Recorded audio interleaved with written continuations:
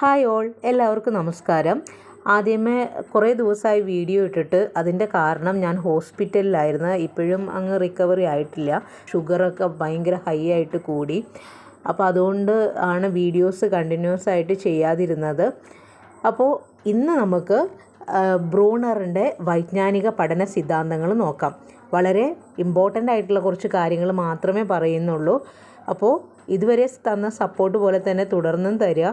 അപ്പോൾ ആദ്യം തന്നെ ജെറോമസ് ബ്രൂണറെ കുറിച്ച് പഠിക്കുമ്പോൾ നമുക്ക് നോക്കേണ്ടത് അദ്ദേഹത്തിൻ്റെ പ്രധാനപ്പെട്ട വർക്ക്സാണ്. അതിൽ ഒന്നാമത്തത് the process of education written by Jerome S Bruner. അതുപോലെ actual mind, possible world, the culture of education. ഏതൊക്കെയാണ് ബ്രൂണറിൻ്റെ പ്രധാനപ്പെട്ട പുസ്തകങ്ങൾ? The process of education, actual mind, possible world, the culture of education.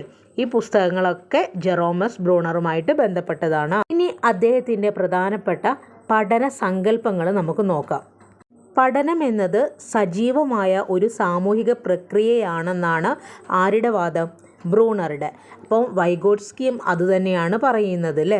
അതായത് സോഷ്യൽ കൺസ്ട്രക്റ്റിവിസത്തിന് ഇമ്പോർട്ടൻ്റ് കൊടുത്ത ഒരു വ്യക്തിയാണ് ആര്? വൈഗോട്സ്കി. അതുപോലെ തന്നെയാണ് സാമൂഹിക പ്രക്രിയയിലൂടെ ആണ് സജീവമായിട്ടുള്ള പഠനം നടക്കുന്നത് എന്നാണ് ആരും പറയുന്നത്?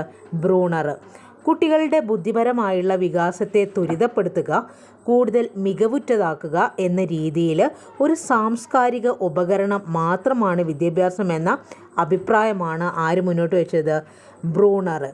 എഡ്യൂക്കേഷൻ എന്ന് പറയുന്നത് ഒരു കൾച്ചറൽ ടൂളാണെന്ന് പറഞ്ഞത് ആരാണ്?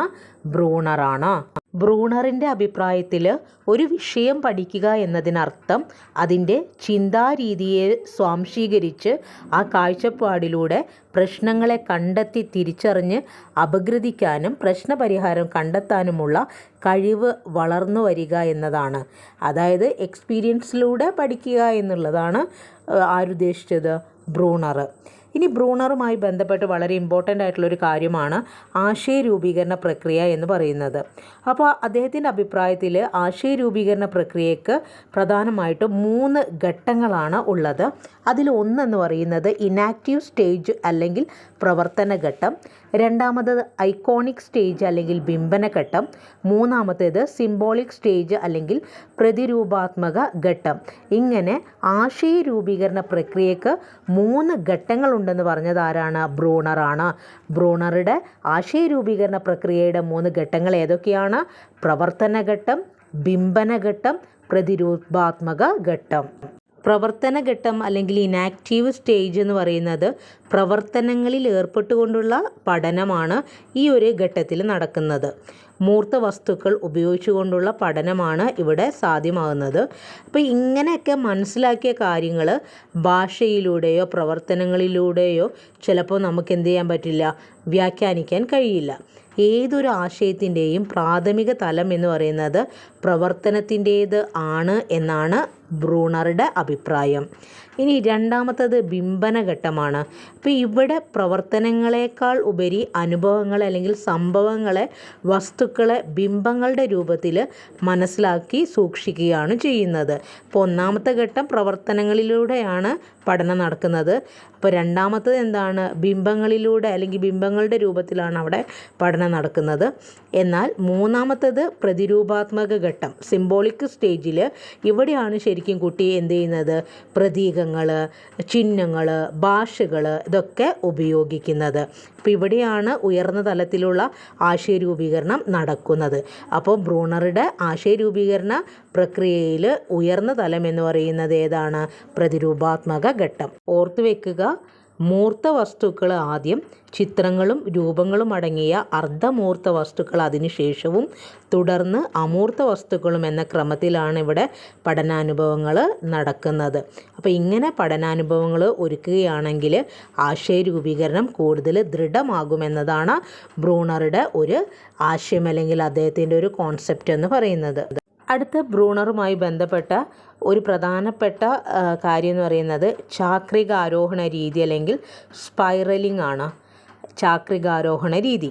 അപ്പോൾ പാഠ്യപദ്ധതി ചാക്രികാരോഹണ രീതി അല്ലെങ്കിൽ സർപ്പിള രീതി എന്നും പറയും. ഇങ്ങനെ ചിട്ടപ്പെടുത്തണമെന്നാണ് ബ്രൂണർ സിദ്ധാന്തിക്കുന്നത്. സ്വാഭാവികമായ ഒരു പഠന രീതിയാണ് ഇത് ചാക്രികാരോഹണ രീതി എന്ന് പറയുന്നത്. അപ്പോൾ നമ്മൾ ആദ്യം ചെറിയ ചെറിയ അറിവുകളാണല്ലോ സ്വാംശീകരിക്കുന്നത്. അതിലേക്ക് പുതിയ പുതിയ അറിവുകൾ കൂട്ടിച്ചേർത്ത് കൂടുതൽ ആഴത്തിലേക്കും വ്യാപ്തിയിലേക്കും പോവുക എന്നതാണ് ഈ ചാക്രികാരോഹണ രീതി കൊണ്ട് ഉദ്ദേശിക്കുന്നത്. ആദ്യം ചെറിയ കാര്യങ്ങൾ ലളിതമായിട്ട് പഠിക്കുക, പിന്നെ സങ്കീർണതയിലേക്ക് നീങ്ങുക. അതാണ്. ഇങ്ങനെ നമ്മൾ പഠിക്കുന്ന സമയത്ത് നമ്മൾ പഠിച്ച കാര്യങ്ങൾ എന്ത് ചെയ്യും, കൂടുതൽ നമുക്ക് അത് മനസ്സിലാക്കാനായിട്ട് സാധിക്കും. ജലം എന്ന ആശയത്തെ സ്വാംശീകരിക്കുന്നത് എങ്ങനെയാണ്? ജലത്തിൽ കുളിക്കുമ്പം. അതായത് ഇവിടെ എപ്പോഴും ഓർക്കുക, എക്സ്പീരിയൻസിലൂടെയാണ് ഇവിടെ പഠനം കൂടുതലായിട്ട് നടക്കുന്നത്, അല്ലെങ്കിൽ അത്തരത്തിൽ നടക്കുന്ന പഠനം ദൃഢമാണ് എന്നാണ് ബ്രൂണർ പറയുന്നത്. ജലത്തെ സംബന്ധിച്ച് പറയുമ്പോൾ ജലത്തിൽ കുളിക്കുമ്പോൾ, കഴുകുമ്പം, ജലം കുടിക്കുമ്പോൾ, ജലാശയം നിരീക്ഷിക്കുമ്പോൾ, സസ്യങ്ങൾക്ക് ജലസേചനം നടക്കുമ്പോൾ, മഴ പെയ്യുന്ന സാഹചര്യത്തിലൊക്കെയാണ് നമ്മൾ എന്ത് ചെയ്യുന്നത്, ജലത്തെ സംബന്ധിച്ച് കൂടുതൽ കാര്യങ്ങൾ ഇങ്ങനെ ഫോക്കസ് ചെയ്തിട്ട് നമ്മൾ പഠിക്കുക അല്ലേ. അപ്പോൾ അങ്ങനെ കൂടുതൽ കാര്യങ്ങൾ മനസ്സിലാക്കുമ്പോൾ അതിൻ്റെ ആഴം കൂടും, വ്യാപ്തി കൂടുമെന്നാണ് ആര് പറയുന്നത്? ബ്രൂണർ. അതുകൊണ്ട് തന്നെയാണ് അത്തരത്തിൽ ലളിതമായതിൽ നിന്ന് സങ്കീർണതയിലേക്കാണ് ഏത് പറയുന്നത്? ചാക്രികാരോഹണ രീതി. കൂടുതൽ കാര്യങ്ങൾ ആവർത്തിച്ച് ചെയ്യുമ്പം അതെന്ത് ചെയ്യും? കൂടുതൽ ദൃഢമാകും. അടുത്തത് ഡിസ്കവറി ലേണിംഗ് അല്ലെങ്കിൽ കണ്ടെത്തൽ പഠനം. അതാരുമായി ബന്ധപ്പെട്ടതാണ്? ബ്രൂണറുമായിട്ട് ബന്ധപ്പെട്ടതാണ്. അതായത് പഠിക്കുന്ന ആൾ, പഠിതാവ് സ്വയം കണ്ടെത്തൽ രീതിയിലൂടെ പഠിക്കുക എന്നതാണ് ബ്രൂണർ അവതരിപ്പിച്ച കണ്ടെത്തൽ പഠനത്തിൻ്റെ ഉള്ളടക്കം. അപ്പോൾ ഇതിനായി കുട്ടികൾക്ക് നിരീക്ഷണം, തരംതിരിക്കൽ, അളക്കൽ, പ്രവചിക്കൽ, വിശദീകരിക്കൽ, നിഗമനത്തിലെത്തൽ തുടങ്ങിയ മാനസിക പ്രക്രിയകൾ ഉപയോഗിച്ച് പഠിക്കാൻ അവസരം നൽകുന്നു. പിന്നെ അതുപോലെ തന്നെ ഓർമ്മിക്കലിനെ, അതായത് റിറ്റൻഷൻ, അഭിപ്രേരണ, മോട്ടിവേഷൻ, പഠനാന്തരണത്തെയും, അതായത് ട്രാൻസ്ഫർ ഓഫ് ലേണിംഗ്, പ്രശ്നപരിഹരണം, പ്രോബ്ലം സോൾവിങ്, ഇതിനൊക്കെ സഹായിക്കും ഏത്? കണ്ടെത്തൽ പഠനം. ഈ പഠന രീതി പ്രകാരം കുട്ടികളുടെ മുമ്പാകെ പ്രശ്ന അവതരണം നടത്തുകയാണ് വേണ്ടത്. അപ്പോൾ പ്രശ്നപരിഹരണത്തിന് അദ്ദേഹം 3 കാര്യങ്ങൾ പറയുന്നുണ്ട്.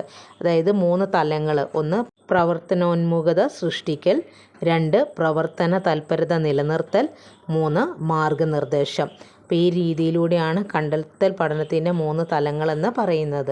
അതുപോലെ പഠിക്കുക എന്ന പ്രയോഗം ആരുമായിട്ട് ബന്ധപ്പെട്ടതാണ്? ലേണിംഗ് ടു ലേൺ എന്ന് പറയുന്നത് അത് ബ്രൂണറുടെ പഠനങ്ങളിലൂടെയാണ് പ്രസിദ്ധമായത് കേട്ടോ. ഇനി അടുത്തത് കോൺസെപ്റ്റ് അറ്റൈൻമെൻറ്റ് മോഡൽ. അതാരുമായി ബന്ധപ്പെട്ടതാ? അതും ബ്രൂണറുമായിട്ട് ബന്ധപ്പെട്ടതാ. കണ്ടെത്തൽ പഠന രീതിയിൽ അധിഷ്ഠിതമാണ് ഏത്? കോൺസെപ്റ്റ് അറ്റൈൻമെൻറ്റ് മോഡൽ അല്ലെങ്കിൽ ആശയദാന മാതൃക എന്ന് പറയുന്നത്. കോൺസെപ്റ്റ് അറ്റൈൻമെൻറ്റ് മോഡൽ പ്രകാരം പഠനത്തിൻ്റെ അടിസ്ഥാന തലം ആശയ രൂപീകരണമാണെന്നും അതിൻ്റെ സഹായമില്ലാതെ ഉയർന്ന തലങ്ങളിലേക്ക് എന്ത് ചെയ്യാൻ പറ്റത്തില്ല, എത്തിപ്പെടാനായിട്ട് സാധിക്കുക ഇല്ല. നമ്മളൊരു കാര്യം പഠിച്ച് അത് സ്വാംശീകരിച്ച് അത് നമ്മൾ പ്രയോഗിക്കുമ്പോൾ അല്ലേ, നമ്മൾ അത് അപ്ലൈ ചെയ്യുമ്പോഴാണ് അത് പൂർണ്ണമാകുന്നത് എന്നതും ആരുടെ കോൺസെപ്റ്റാണ്? ഈ ഒരു ബ്രൂണറുടെ. അതുപോലെ തന്നെ ഈ ഒരു ബ്രൂണറുടെ പഠനങ്ങൾക്ക് വിദ്യാഭ്യാസവുമായിട്ടുള്ള പ്രസക്തി എന്ന് പറയുന്നത് പഠിതാക്കളുടെ അനുഭവങ്ങളും ആശയങ്ങളും പങ്കുവെക്കുക, അതുപോലെ കൊടുക്കൽ വാങ്ങലുകൾ, കണ്ടെത്തൽ, അപ്പോൾ ഇങ്ങനെയുള്ള കാര്യങ്ങൾക്കൊക്കെ കൂടുതൽ പ്രാധാന്യം നൽകുന്നു ആര്? ബ്രൂണർ. അപ്പോൾ അതിലൂടെയൊക്കെ പഠനം നല്ല രീതിയിൽ നടക്കുകയും ചെയ്യും. അതുമാത്രമല്ല കുട്ടികളിൽ ആ പഠിക്കുന്ന കാര്യങ്ങൾ ദൃഢമായിട്ട് നിലനിൽക്കുകയും ചെയ്യും. കണ്ടെത്തൽ പഠനം, ചാക്രികാരോഹണ രീതി, ആശയദാന മാതൃക, ഇതൊക്കെ ആരുമായിട്ട് ബന്ധപ്പെട്ടതാണ്? ബ്രൂണറുമായിട്ട്. ആശയ രൂപീകരണത്തിൻ്റെ ഘട്ടങ്ങൾ, പ്രവർത്തനഘട്ടം, ബിംബനഘട്ടം, പ്രതിരൂപാത്മക ഘട്ടം. അപ്പോൾ ഇത്രയാണ് നമുക്ക് പഠിക്കാനുള്ളത്. Thank you.